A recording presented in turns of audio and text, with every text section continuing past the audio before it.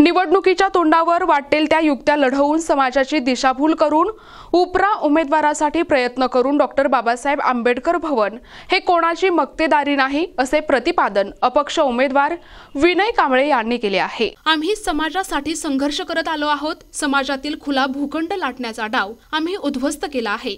छत्रपती शिवाजी महाराज आणि डॉक्टर बाबासाहेब आंबेडकर यांच्या विचारांवर आम्ही चाललोय।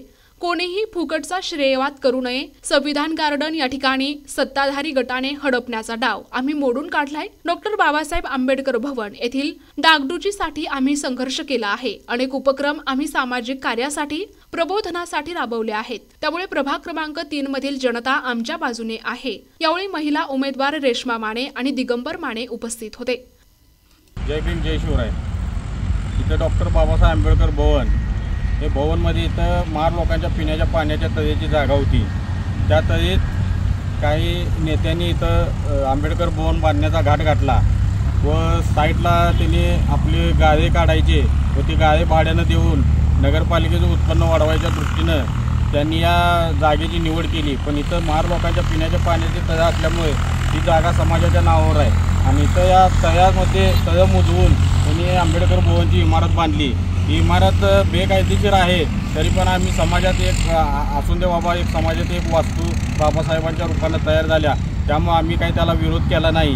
आज जर आपण आत बघितलं तर डॉक्टर बाबासाहेब आंबेडकर यांचा चबुतरा आम्ही जयंती महोत्सवमधले जयंतीत जे पैसे वर्गणीतून राहिलेले होते त्या वर्गणीतून आम्ही तो चबुतरा बांधला होता व रमेश पोकर्णीकर साहेबांनी आम्हाला डॉक्टर बाबासाहेब आंबेडकरांचा पुतळा तिथे बसवण्यासाठी दिला व मूर्ती एक मुंबईचे कांबळे साहेब आहेत त्यांनी मूर्ती आम्हाला दिली बुद्धांची।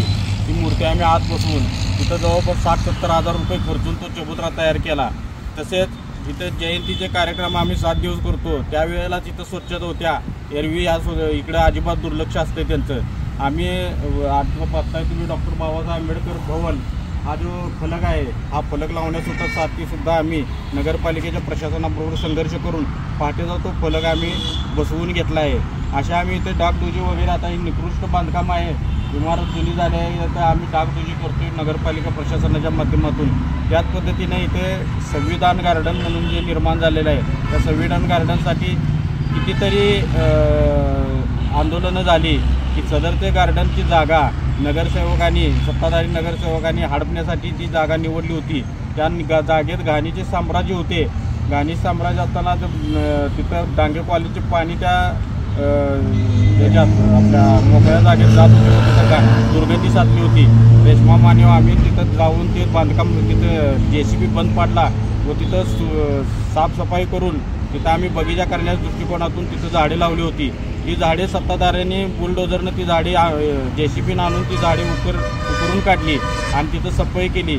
त्यांचा डाव होता की तिथं गाळे करायचा, त्यामुळे तत्कालीन नगरसेवक जे 2 सत्ताधारी गटाचे होते त्यांनी ती जागा त्यांच्या फाउंडेशनला मागितली। त्याच्या अगोदर आम्ही महात्मा जनकल्याण प्रतिष्ठानमार्फत ती जागा आम्ही गार्डन करण्यासाठी नगरपालिका प्रशासनाकडे मागितली होती, पण त्यांनी सदरची जागा आम्हाला न देता आमच्या पाठीमागनं तारखेत खाडाखोड करून ज्या नगरसेवकांनी अर्ज दिलं त्या नगरसेवकांचा ठराव मंजूर केला। त्यामुळे त्या जागेवर त्या नगरसेवकांची कारवाई व्हावी म्हणून आम्ही कलेक्टरपर्यंत निवेदन दिलं व नगरपालिकेपुढं धरणे आंदोलन केले। त्यानंतर तत्कालीन मुख्याधिकारी कैलास चव्हाण यांनी कुठं तर हा विषय मिटूया, नगरसेवकांनी पण सांगितलं आम्हाला काही ते जागा नको आहे। मग मी सांगितलं तत्कालीन शिवना की त्या जागी नगरपालिका प्रशासनामार्फत आम्हाला तिथं 50 लाखाचा बगीचा उभा करून द्यावा। तत्कालीन मुख्याधिकारी कैलास चव्हाण यांनी तात्कालीन तिथं निर्णय घेऊन तो बगीचा मंजूर करून 50 लाखाचा निधी त्या बगीच्यासाठी ठेवला। तरी पण त्यांनी त्या बगीच्याचे उद्घाटन केले की आम्ही केलं म्हणून। उद्घाटन कोण पण करून ते काम आम्ही केलं। आज त्यांनी उद्घाटन केलं पण त्या बगीच्याची आज अवस्था जर तुम्ही बघितली तर तिकडं नारळ फोडल्यापासून त्यांनी अजिबात लक्ष दिलेलं नाही। तसेच आता भवनचा परिसर बघताय तुम्ही किती दुर्गंधी साचली आहे।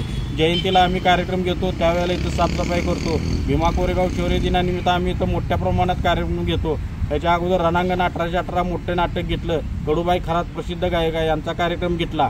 असं सर्व आम्ही इथं करत असताना कोणीतरी येतंय आणि इथलं गुणगान गातंय की आम्ही असं केलं ना आम्ही तसं केलं, यांनी काहीही केलेलं नाही। प्रतिनिधी राहुल वाडकर, NTV न्यूज मराठी, सांगली।